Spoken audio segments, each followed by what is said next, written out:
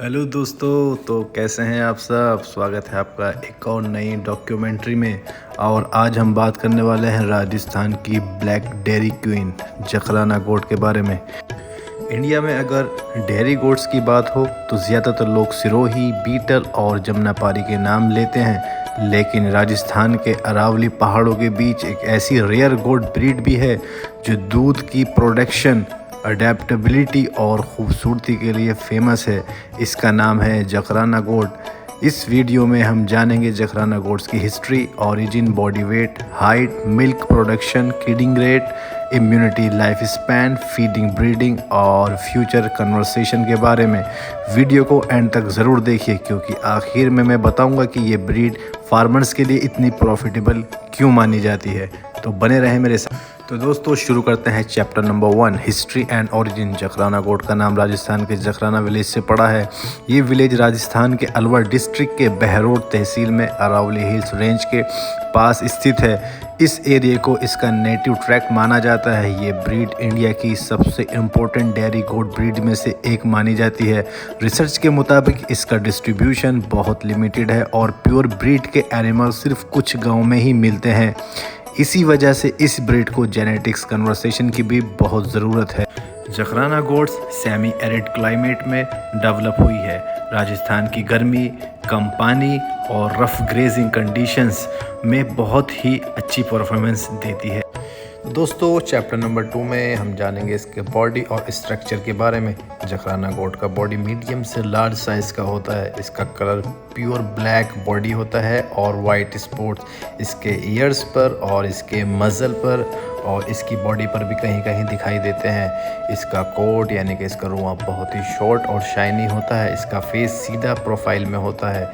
इसका थोड़ा सा नाक रोमन नोज़ भी होता है और इसका माथा थोड़ा सा उठा हुआ होता है। इसके ईयर्स की अगर हम बात करें तो मीडियम से थोड़े ज़्यादा यानी कि मीडियम से लॉन्ग होते हैं और लीफ की तरह शेप्ड होते हैं और लटके हुए होते हैं। इसके हॉर्न्स की अगर हम बात करें, इसके सींगों की अगर हम बात करें तो मेल और फीमेल दोनों में होता है। छोटे और पीछे की तरफ मुड़े हुए होते हैं और कहीं कभी कभी बड़े भी दिखाई देते हैं। इसके फीमेल्स की अडर क्वालिटी की अगर हम बात करें तो बहुत ही वेल डेवलप्ड होते हैं।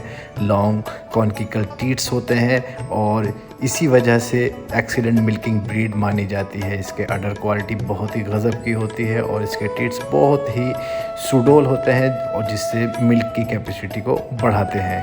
दोस्तों चैप्टर नंबर 3 में हम जानेंगे इसके बॉडी वेट एंड इसकी हाइट के बारे में। तो इसके अगर रिसर्च के हिसाब से देखें तो अडल्ट मेल का वेट इसका 50 केजी से लेके 70 और 80 केजी तक होता है और इसकी हाइट की बात करें तो 75 से 80 और 90 सेंटीमीटर तक पाई जाती है। वहीं अगर अडल्ट फीमेल की बात करें तो अडल्ट फीमेल का वेट 40 से लेकर 60 केजी तक होता है और इसकी हाइट की अगर बात करें तो 70 सेंटीमीटर से 75 सेंटीमीटर तक होती है। इसकी 12 मंथ की एज पर मेल्स का एवरेज वेट लगभग 40 से 45 किलो तक होता है और फीमेल की बात करें तो 1 साल की अडल्ट फीमेल का 30 से 35 केजी तक इसका वेट होता है। इसके बच्चे की बर्थ वेट की अगर बात करें तो 2.5 से 3 केजी, 3.5 केजी तक भी होता है। वहीं 3 मंथ में 12 केजी से 15 केजी के बीच होता है और वहीं 6 मंथ में 18 से 22 केजी के बीच होता है। ये ग्रोथ डेयरी ब्रीड्स के हिसाब से काफ़ी अच्छी मानी जाती है। दोस्तों चैप्टर नंबर 4 में हम जानेंगे इसके मिल्क प्रोडक्शन के बारे में। अब आते हैं सबसे इम्पोर्टेंट टॉपिक पर। जखराना गोट को इंडिया की टॉप डेयरी गोट ब्रीड में काउंट किया जाता है। एवरेज लैक्टेशन पीरियड लगभग 180 दिन होता है। टोटल लैक्टेशन मिल्क इसका 120 से 150 केजी एवरेज होता है और डेली की मिल्किंग की बात करें तो 2 से 3 लीटर होता है। अच्छी मैनेजमेंट में 3 से 4 लीटर होता है। कुछ एक्सपेक्टेशनल गोट फार्मर्स के रिकॉर्ड्स में 3 से 5 लीटर पर डे तक भी प्रोड्यूस करती देखी गई हैं, लेकिन ये अनकॉमन और हाई मैनेजमेंट कंडीशन में होता है।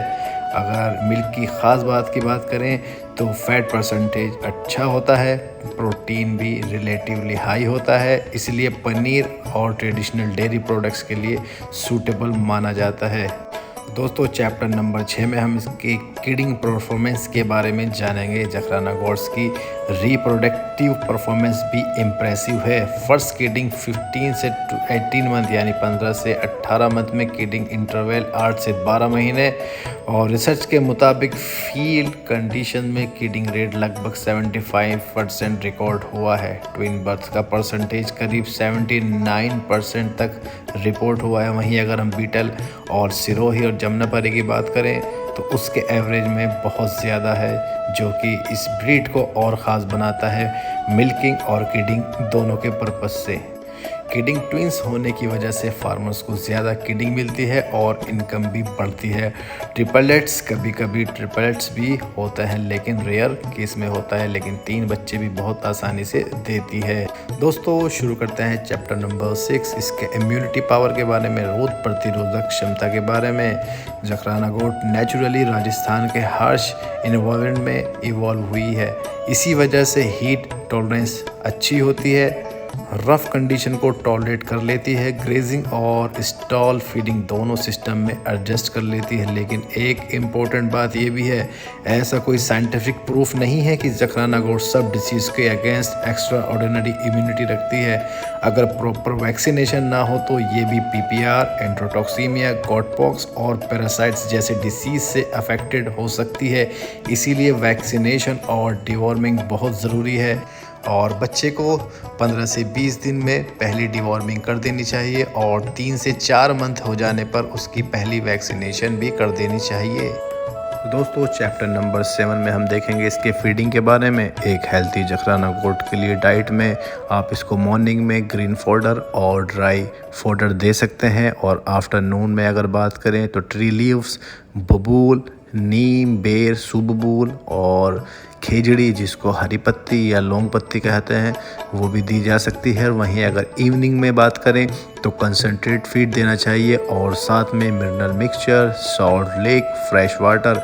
और ध्यान रहे प्रेग्नेंट और लैक्टेटिंग जो कि फीमेल मादाएं जो दूध दे रही हैं उनको एक्स्ट्रा प्रोटीन और कैल्शियम देना चाहिए ताकि अच्छे से उनका विकास रहे और उनके बच्चों का विकास होता रहे। दोस्तों चैप्टर नंबर 8 में जानेंगे फार्मिंग एंड प्रॉफिट के बारे में। फार्मर्स जखराना ब्रीड को मेनली 3 रीज़न की वजह से पसंद करते हैं। Number 1 milk production, number 2 twin kidding और नंबर 3 हार्श क्लाइमेट एडप्शन, यानी ये किसी भी क्लाइमेट में अच्छे से सर्वाइव कर लेती है। और ये ब्रीड स्मॉल डेयरी फार्मर्स के लिए काफ़ी प्रॉफिटेबल हो सकती है। लेकिन इसी के साथ एक चैलेंज भी है, प्योर जखराना ब्रीड मिलना इतना आसान नहीं है क्योंकि प्योर जखराना गोट्स की पॉपुलेशन काफ़ी लिमिटेड है और क्रॉस ब्रीडिंग की वजह से जेनेटिक प्योरिटी को खतरा है। इसीलिए रिसर्चर्स कन्वर्सेशन और सेलेक्टिव ब्रीड की सलाह देते हैं, यानी प्योर ब्रीड आपको जहां से मिले प्योर ब्रीड ही खरीदें। तो दोस्तों कंक्लूजन में हम देखेंगे जखराना गोट सिर्फ राजस्थान की एक ऑर्डिनरी बकरी नहीं है, ये इंडिया की प्रीमियम डेयरी गोट्स ब्रीड में से एक है। इसकी excellent milk production, strong adaptability, high twinning percentage, good body growth, beautiful black appearance, profitable for dairy farmers. अगर इस ब्रीड की साइंटिफिक ब्रीडिंग और कन्वर्सेशन पर ध्यान दिया जाए तो ये फ्यूचर में इंडियन डेयरी गोट मिल्क की सबसे वैल्यूएबल ब्रीड में से एक बन सकती है। तो दोस्तों अगर आपको ये डॉक्यूमेंट्री पसंद आई हो तो वीडियो को लाइक करें, चैनल को सब्सक्राइब करें और बेल आइकन ज़रूर से दबाएं। अगली डॉक्यूमेंट्री में हम किस और अमेजिंग इंडियन गोट ब्रीड के बारे में डिटेल में बात करेंगे। तब तक के लिए bye bye, thanks for watching, जय हिंद।